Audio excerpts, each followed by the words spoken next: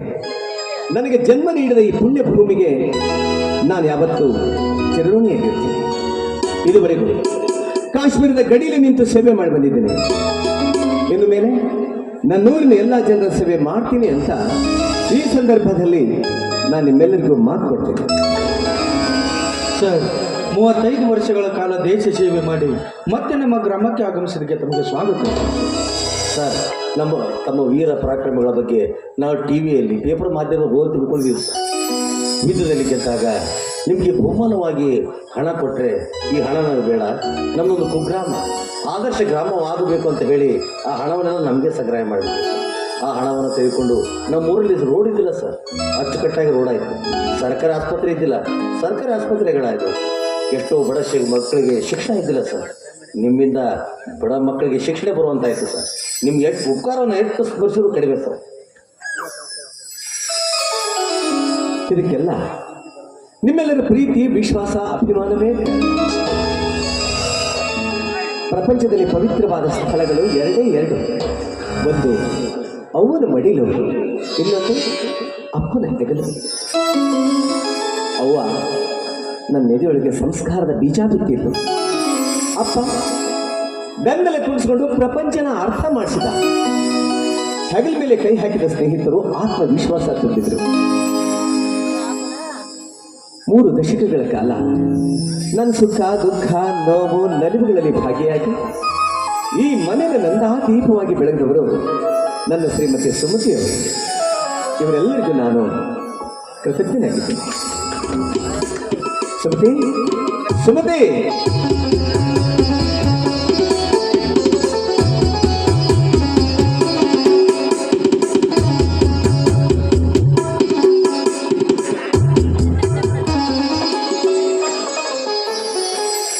ಕಾಶ್ಮೀರದ ಗಡಿಯಲ್ಲಿ ಪಾಕಿಸ್ತಾನಗಳನ್ನ ಬಗ್ಗು ಬಡಿದರು.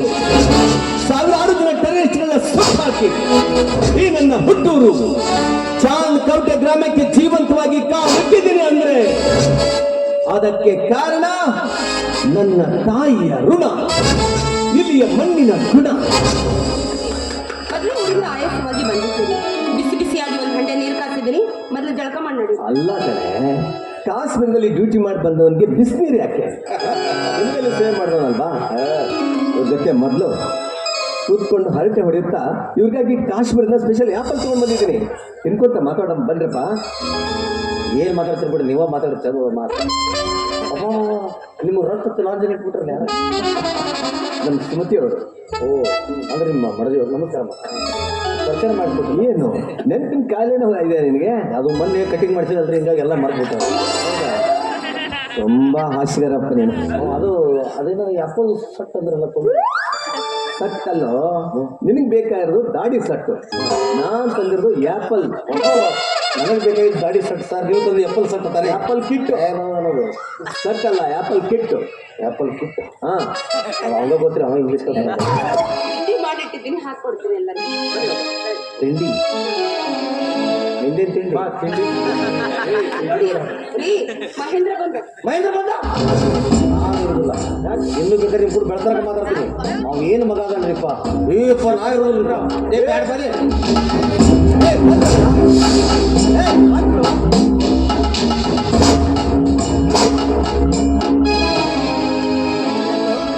ಇವತ್ತು ಊರಿಂದ ನಿಮ್ಮಪ್ಪ ಬರ್ತಾರೆ ಅಂತ ಗೊತ್ತು ತಾನೆ?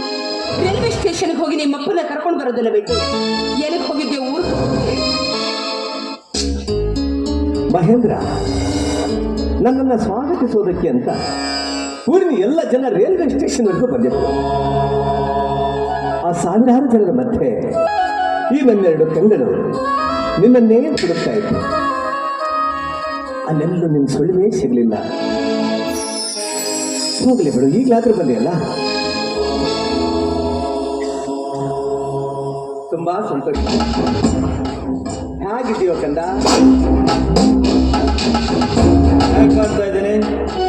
ಯಾಕೆ ಕಾಣ್ತಾ ಇದ್ದೀನಿ ಅಂದೆ? ನಿನಗೇನಪ್ಪಾಗಿದೆ? ಒಳ್ಳೆ ಮನೆ ಮಕ್ಕಳ ಥರ ಇದೆಯಾ? ಯಾರೋ ಈ ಹುಡುಗಿ? ಇವಳು ನನ್ನ ಹೆಂಡತಿ ಅದಾಳ, ಶರ್ಮಿಳಾ ಅಂತ. ನಿನ್ನ ಹೆಂಡತಿ ಶರ್ಮಿಳಾ? ಆಹಾ, ನನ್ನ ಹೆಂಡತಿ ಶರ್ಮಿಳಾ. ಅಲ್ಲಪ್ಪ, ಏನ್ ಹೇಳ್ತಾ ಇದೀಯ ನೀನು? ನೀನ್ ಹೇಳ್ತಿರೋ ಮಾತು ಕರೆನ ಐತಿವಾ? ಕರೆನ ಐತಿ. ಇವಳು ನಾನು ಪ್ರೀತಿ ಮಾಡಿದ ಹುಡುಗಿ ಬೇಡ. ಅದಕ್ಕಾಗಿ ರಿಜಿಸ್ಟರ್ ಆಫೀಸ್ ಹೋಗಿ ಮ್ಯಾರೇಜ್ ಮಾಡಿಕೊಂಡು ನೇರವಾಗಿ ಮನೆಗೆ ಬಂದಿದ್ದೀನಿ. ಹೆಣ್ಣು ಮುಂದೆ ಈಕೆ ಮನೆಯಾಗ ಇರ್ತಾಳು. ಎಷ್ಟೇ ಸಾಕು, ಇನ್ನು ನಾನು ಏನಾದರೂ ಹೇಳಬೇಕು? ಸಾಕಪ್ಪ, ಸಾಕು. ನಿನಗೆ ಜನ್ಮ ನೀಡಿದ್ದಕ್ಕೆ ನಮ್ಮಿಬ್ಬರು ಜನ್ಮ ಸಾರ್ಥಕ ಆಗುವುದು. 3 ದಶಕಗಳ ಕಾಲ ಮಿಲಿಟರಿಲಿ ಸೇವೆ ಮಾಡಿ ಮನೆಗೆ ಬಂದ ಅಪ್ಪನಿಗೆ ಮರೆಯಲಾರದಂತಹ ಕಾಣಿಕೆಯನ್ನೇ ಕೊಟ್ಬಿಟ್ಟಿಯಪ್ಪ. ಮರೆಯಲಾರದಂತಹ ಕಾಣಿಕೆಯನ್ನೇ ಕೊಟ್ಟು. ಅಲ್ಲ, ನೀನು ಮದುವೆ ಆಗ್ತೀನಿ ಅಂತ ಒಂದೇ ಒಂದು ಮಾತು ಹೇಳಿದ್ರು. ಒಳ್ಳೆ ಮನತರದ ಹೆಣ್ಣು ನೋಡಿ ನಿನ್ ಮದುವೆ ನಾವು ಮಾಡ್ತಿದ್ವಲ್ಲೋ. ಅಂದ್ರ ನಾನು ಭಿಕಾರಿ, ಲಜ್ಜೆಗೆಟ್ಟವಳು, ಹೊಲಸು ಮನೆತನದಿಂದ ಬಂದೀನಿ ಅಂತ ತಿಳಿದೀರೇನ್ರಿ? ನೋಡ್ರಿ, ಮಾತಾಡ್ಬೇಕಾದ್ರ ಮಾತನ್ನ ಹೇಳ್ತಾ ಇಟ್ಕೊಂಡು ಮಾತಾಡ್ರಿ. ನೋಡವಾ, ಮದುವೆ ಅಂದ್ರ ಗುರು ಹಿರಿಯರು, ಅಣ್ಣ ತಮ್ಮ, ಅಕ್ಕ ತಂಗಿ, ಬಂಧು ಬಳಗ, ಜಾತಿ ಕುಲ ಗೋತ್ರ ಎಲ್ಲ ನೋಡಿ ಮಾಡುದಕ್ಕ ಮದುವೆ ಅಂತಾರ. ಅಷ್ಟೆಲ್ಲ ಹಿರಿಯರು ಒಂದು ಮಾತು ಹೇಳ್ಯಾರೇನ್ರಿ? ನಾಯಿ ನೋಡಿ ಕುನ್ನಿ ತರಬೇಕಂತ, ತಾಯಿ ನೋಡಿ ಹೆಣ್ಣು ತರಬೇಕಂತ. ಏನ್ರಿ ಇದು? ನಾಡು ಕೀಳು ಜಾತಿಯವಳು, ಯಾಕಿಲ್ಲದ ಅನಾಥೆ, ಮರ್ಯಾದೆ ಕೆಟ್ಟವಳ ಮಗಳು ಅಂತ ನಿಮ್ಮ ತಾಯಿ ಈ ಮಾತಿಗೆ ಬಂದ ಹಾಗೆ ಮಾತಾಡ್ತಾ ಇದ್ರು. ನಿನಗೆ ಯಾಕನ್ನಕ್ ಹೋಗ್ಲವಾ? ನಿನಗೆ ಯಾಕನ್ನಕ್ ಹೋಗ್ಲಿ? ನನ್ನ ಮಗ ಮಾಡ್ಕೊಂಡು ಬಂದಿರೋ ಘನಂದಾರಿ ಕೆಲ್ಸಕ್ಕ ನನ್ನ ಹೊಟ್ಟೆ ಉಳಿಯಕತ್ತವ. ನನ್ನ ಮಗನಿಗೆ ಮಾತಾಡಕತ್ತೀನಿ. ಸಾಕು, ಏನ್ ಮಾತಾಡ್ತಾ ಇದ್ದೆ ನೀನು? ಏನೇ ಮಾತಾಡಿದ್ರು ನೀನು ನನ್ನ ಜೊತೆ ಮಾತಾಡ್ಬೇಕು. ಅದಕ್ಕೆ ಉತ್ತರ ನಾನು ಕೊಡ್ತೀನಿ. ಹೆಣ್ಣು ಮುಂದೆ ನನ್ನ ಹೆಂಡತಿಗೆ ನೀನೇನು ಅನ್ಕೊಡ್ದು. ಸುಮತಿ, ಒಂದೇ ಒಂದು ಕತ್ತೆ ಇರುವ ಅರಸ ಅದನ್ನ ಕುದುರೆ ತರ ಬೆಳೆಸ್ತಾನಂತೆ. ನಮ್ಗಿರೋನು ಒಬ್ಬನೇ ಮಗನ್ನು ನಾವು ಹಾಗೆ ಬೆಳೆಸ್ಬಿಟ್ಟಿವಿ ಅಲ್ವಾ? ಅಂದ್ರೆ ಏನು ನಿನ್ನ ಮಾತಿನ ಅರ್ಥ ಇದು? ಈಗ ಕತ್ತಿಯಾಗಿ ನಂತೀನ? ನೋಡಪ್ಪ, ರಿಟೈರ್ಮೆಂಟ್ ಆಗಿ ಮನೆಗೆ ಬಂದಿದೀಯಾ. ಇಲ್ಲಿ ನಿನಗೆ ಶರಣ ಹೊಡೆದು ನಿನ್ನ ಕೈಗೆ ಕೆಲಸ ಮಾಡುವ ಸಿಪಾಯಿಗಳಿಲ್ಲ, ಸೈನಿಕರಿಲ್ಲ. ಇದೇನು ಯುದ್ಧ ಭೂಮಿನೂ ಅಲ್ಲ. ಏನೇ ಇದ್ರು ನಾವು ಹೇಳ ಕೇಳ್ಕೊಂಡು ಮನೆಯಲ್ಲಿ ಬೆಳೆದಿರ್ಬೇಕು. ಹೆಚ್ಚಾಗಿ ಬಾಳ ಬಿಟ್ರೆ ನಿನ್ನ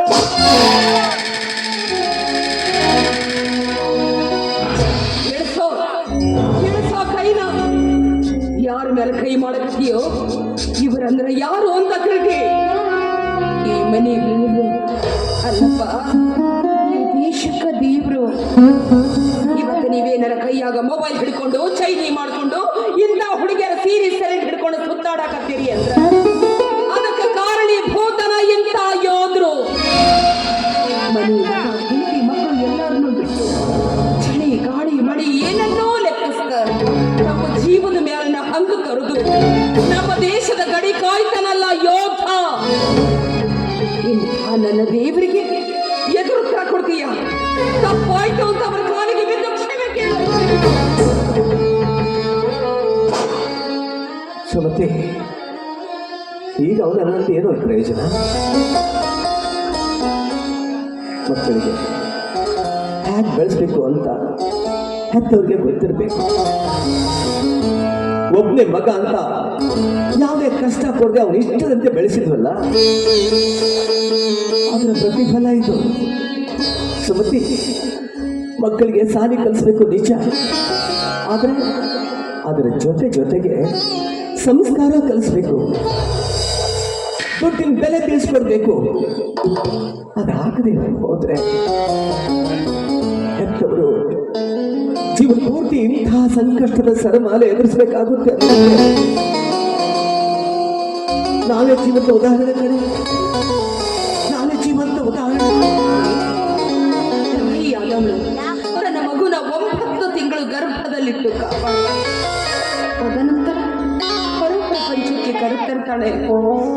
ಆ ಹಕ್ಕಿಗೆ ರೆಕ್ಕೆ ಪುಕ್ಕ ಎಲ್ಲ ಬಲದ ಮ್ಯಾಗ ಪಕ್ಕದಾಗ ಇಂಥ ಒಬ್ಬಕ್ಕೆ ಸುಂದರಿ ಸಿಕ್ಕ ಮ್ಯಾಗ ಹೆತ್ತವರ ಮಕ್ಕಳನ್ನೇ ಮರೆತು ಬಿಡ್ತಾರೆ. ಸಾಕು ನಿಲ್ಸವ, ಸಾಕು ನಿಲ್ಸು. ನನ್ನ ಪಾಲಿಗೆ ನೀನು ತಾಯಿಯಾಗಿ ಬರಲಿಲ್ಲ, ದೊಡ್ಡಿಲ್ಲ.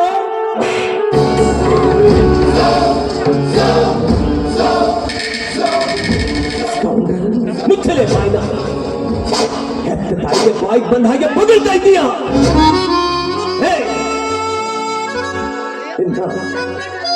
ನಾವು ಮಾಸುಗಳು ಹೊತ್ತು ಚಂದ್ರ ತಾನೇ ಕೆತ್ತು ನಿನಗೆ ಜನ್ಮವಿತ್ತ ಈ ತಾಯಿಯ ಋಣ ತೀರಿಸಬೇಕಾದ್ರೆ 7 ಜನ್ಮದಲ್ಲಿ ಹುಟ್ಟು ಬರಬೇಕು ಅಂತ ದೊಡ್ಡವರು ಹೇಳ್ತಾರೆ. ನೀನು ಉಸಿರಾಡ್ತಾ ಇದ್ದೀಯಲ್ಲ, ಆ ಉಸಿರಿನ ಒಂದೊಂದು ಕಣ ಕಣ ಈ ನಿನ್ನ ತಾಯಿ ನಿನಗೆ ನೀಡಿದ ಭಿಕ್ಷೆ ಕಣ, ಭಿಕ್ಷೆ. ಸುಮತಿ, ಸುಮತಿ, ಈ ಕೆಟ್ಟುಳ್ಳ ಹುಟ್ಟಿದ ತಕ್ಷಣ ನಾವಿಬ್ರು ಗಟ್ಟಿ ಮನಸ್ಸು ಮಾಡಿ ಸುಟ್ಟು ಹಾಕ್ಬಿಟ್ಟಿದ್ರೆ ಇವತ್ತು ನಮಗೆ ಆ ಸಂಕಷ್ಟ ಪರಿಸ್ಥಿತಿನೇ ಬರ್ತಾ ಇರಲಿಲ್ಲ.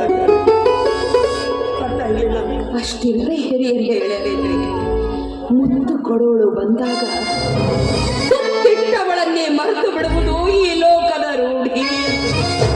ಅಂದ್ರೆ ಏನ್ರಿ ಮಾತಿನ ಅರ್ಥ? ಏನರ್ಥ? ಬಿಟ್ಟಿದ್ದೆಲ್ಲ ನೋಡಕ್ಕ ನಾವು ಕಿರಿದು ನಾವು ನಿಮ್ಗ ಮೋಸ ಮಾಡ್ಕೊಂಡು ನನ್ನ ಬೆನ್ನ ಹತ್ತಿ ಬರಬೇಡ್ರಿ, ಪ್ರೀತಿ ಪ್ರೇಮ ಅಂತ ನನ್ನ ನಂಬಿಸ್ಬೇಡ್ರಿ ಅಂತ ನನ್ನ ಮಾತನ್ನ ನೀವೆಲ್ಲಿ ಕೇಳ್ತೀರಾ? ನಿಮ್ಮತ್ತ ಗಂಡಸರಿತ್ತು ಹತ್ತವರು ಗುಲಾಮರಾಗಿರ್ತೀರಿ. ಸುಮ್ಮನೆ ಅವರು ಹೇಳಿದಾಗ ಆ ದೋಷದವನ್ನ ಮದುವೆ ಮಾಡ್ಕೊಂಡು ಮನೆಯಾಗ ಬಿಟ್ಟಿರ್ಬೇಕು. ಅದನ್ನ ಬಿಟ್ಟು ನಮ್ಮತ್ತ ಅಮಾಯಕ ಹುಡುಗಿಯನ್ನ ನೆನೆಸಿ ನಮ್ಗಿಂತ ಯಾಕೆ ಹಾಳು ಮಾಡ್ತೀರಾ? ನೋಡಮ್ಮ ತಾಯಿ, ನೀನು ಯಾರು ಎಂತ ಅಂತ ನನಗೆ ಒಂದು ಗೊತ್ತು ಗುರಿಯಿಂದ ನನ್ನ ಮಗನ ಕೈ ಹಿಡಿದು ಈ ಮನೆ ಹೊಸ್ತಲ ಹೋಗಿದ್ದೀವಿ. ಪ್ರತಿಯೊಬ್ಬ ತಂದೆ ತಾಯಂದಿರಿಗೂ ತಮ್ಮ ಮಕ್ಕಳ ಬಗ್ಗೆ ಸುಂದರವಾದ ಕನಸಿನ ಗೂಡು ಕಟ್ಕೊಂಡಿದ್ದಾರೆ. ಹಾಗೆ ನಾವಿಬ್ರು ಈ ನಮ್ಮ ಒಬ್ಬನೇ ಒಬ್ಬ ಮಗನ ಬಗ್ಗೆ ಕಟ್ಟದಷ್ಟು ಕನಸು ಕಟ್ಟಿಕೊಂಡಿದ್ದೆವು. ಆದರೆ ಆ ನಮ್ಮ ಕಟ್ಟದಂತಹ ಕನಸು ಇಷ್ಟು ಬೇಗ ಒಡೆದು ನುಚ್ಚು ನೂರಾಗುತ್ತೆ ಅಂತ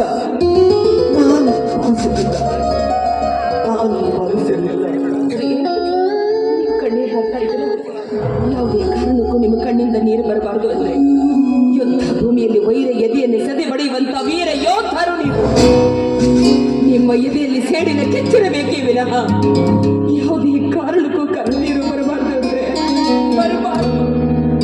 ಸುಮತಿ, ನಾನು ಗಡಿ ಕಾಯ್ತಾ ಇರಬೇಕಾದ್ರೆ ಹೊರ ನುಗ್ಗಿ ಬರುವ ಕೇಡಿಗಳನ್ನು ಎಕ್ಕಿಲ್ಲದೆ ಭಾಗ ಬೆಳೀತಾ ಇದ್ದೆ. ಕೈಲಿರೋ ಕೋವಿಯಿಂದ ಚೆನ್ನಾಗಿ ಸುಟ್ಟು ಬಿಸಾಕ್ತಾ ಇದ್ದೆ. ಆದ್ರೆ ಈ ನನ್ನ ಸಂಸಾರವೆಂಬ ಗೂಡಿನಲ್ಲಿ ಈ ಮಗ ಅನ್ನೋ ಗೆದ್ದಲು ಹುಳ ತುಂಬಿಟ್ಟಿದೆಯಲ್ಲ, ಇದಕ್ಕೇನ್ ಮಾಡ್ಲಿ, ಏನ್ ಮಾಡ್ಲಿ? ಮತ್ತೇನು ಮಾಡುವುದೈತಿ? ಕಟ್ಟಿದ ಗೂಡನ್ನೇ ಹುಡುಕಿಕೊಂಡಾಗ ಚೆಲ್ಲಿದ ಹುಳು ಮತ್ತೊಂದು ಗೂಡನ್ನೇ ಕಟ್ಟುತ್ತೇವೆ ವಿನಃ ಗೂಡು ಹೋಯ್ತಲ್ಲ ಅಂತ ಸತ್ತು ಹೋಗಂಗಿಲ್ರಿ. ನಾವು ಪ್ರೀತಿ ಮಾಡಿ ಮದುವೆ ಮಾಡ್ಕೊಂಡು ಬಂದಿದ್ದು ಇವ್ರಿಗೆ ಇಷ್ಟ ಇಲ್ಲ ಅಂತ ಅನಿಸುತ್ತೆ. ಇವ್ರಿಗೆ ಇಷ್ಟ ಇಲ್ಲ ಅಂದಾಗ ಈ ಹಾಳಾದ ಮನೆಯಲ್ಲಿ ಒಂದು ಕ್ಷಣನೂ ಇರೋದು ಬೇಡ. ಪ್ರಪಂಚ ಬಹಳ ವಿಶಾಲ ಐತಿ. ಬಾರೆ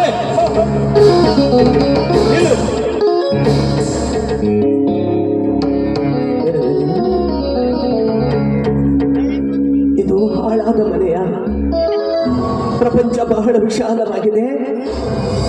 ಎಲ್ಲಾದ್ರೂ ದೂರ ಹೋಗಿ ಬದುಕಬೇಕು ಅಂತ ನಿರ್ಧಾರ ಮಾಡಿದ್ವಿ. ಯಾಕಂದ ನಿಜ ಕಣ್ಣ, ರೆಕ್ಕೆ ಬಲಿತ ಮೇಲೆ ಹಕ್ಕಿ ತಾಯಿ ಕೂಡ್ ಬಿಟ್ಟು ದೂರ ಹಾರಿ ಹೋಗಿ ಬದುಕುವುದು ಸಹಜ ತಾನೆ. ಆದ್ರೆ ನಿನ್ ಪಕ್ಷಿ ಅಲ್ಲಪ್ಪ, ಪ್ರಾಣಿ ಅಲ್ಲ, ಮೃಗನೂ ಅಲ್ಲ. ನನ್ನಿಬ್ಬರ ರಕ್ತವನ್ನೇ ಹಂಚಿಕೊಂಡು ಹುಟ್ಟಿದ ಕರುಳಿನ ಕುಡಿ ನೀನು. ನಿನಗೆ ಸ್ವಲ್ಪನಾದರೂ ಮಾನವೀಯತೆ ಬೇಡವೇನೋ? ಮಹೇಂದ್ರ, ಒಂದೇ ಒಂದು ಸಲ ನೆನಪು ಮಾಡಿಕೊಳ್ಳೋದ್ರಲ್ಲ, ನಿನಗೆ ಜನ್ಮ ನೀಡಿದ್ದು ಇದೆ. ಆ ಚಂದ್ರನ ಬೆಳದಿಂಗಳಲ್ಲಿ ಈ ಮನೆ ಅಂಗಳದ ತುಂಬಾ ಓಡ ನಲಿದಾಡ್ತಾ ನೀನು ಬೆಳೆದದ್ದು ಇದೇ ಮನೆ. ಪುಟ್ಟ ಪುಟ್ಟ ಹೆಜ್ಜೆ ಇಟ್ಟು ತೊಟ್ಟಿಲಲ್ಲಿ ನಿದ್ದೆಗೆಟ್ಟು ನೀನ್ ಸಿಟ್ಟಿನಿಂದ ಅಳ್ತಾ ಇರ್ಬೇಕಾದ್ರೆ ತೊಟ್ಟಿಲ ತೋಗಿ ಜೋಗುಳ ಹಾಡಿ ನಿನಗೆ ನೆಮ್ಮದಿಯ ಸುಖ ನಿದ್ದೆ ನೀಡಿದ್ದು ಇದೇ ಮನೆ ಕಣೋ. ದಯವಿಟ್ಟು ನಿನಗೆ ಕೈ ಮುಗಿತೀನಿ. ಈ ನನ್ನ ದೇವಾಲಯಕ್ಕೆ ಹಾಳಾದ ಮನೆ ಅಂತ ಮಾತ್ರ ಕರಿಬೇಡಪ್ಪ. ನೋಡಮ್ಮ ತಾಯಿ, ಏನು ಗೊತ್ತಿಲ್ಲದೆ ವಯಸ್ಸಿನ ವ್ಯಾಮೋಹಕ್ಕೆ ಬಿದ್ದು ನನ್ನ ಮಗನ ಕೈ ಹಿಡ್ಕೊಂಡು ಈ ಮನೆ ಹೊಸಲು ತಿಳ್ಕೊಂಡು ಬಂದಿದ್ದೀನಿ. ನಿನ್ನನ್ನು ನಾನು ಸೊಸೆ ಅಂತ ಒಪ್ಕೊಳ್ತಾ ಇದ್ದೇನೆ. ಆದರೆ ಒಂದು ಮಾತು, ನೀನು ಈ ಮನೆಯ ನಂದ ದೀಪವಾಗಿ ಬೆಳೆಸಬೇಕು ತಾಯಿ, ನಂದ ದೀಪವಾಗಿ ಬೆಳೆಸಬೇಕು. ಮಹೇಂದ್ರ, ನೀನು ಈ ಮೇಜರ್ ಸೂರ್ಯನ ಮಗ.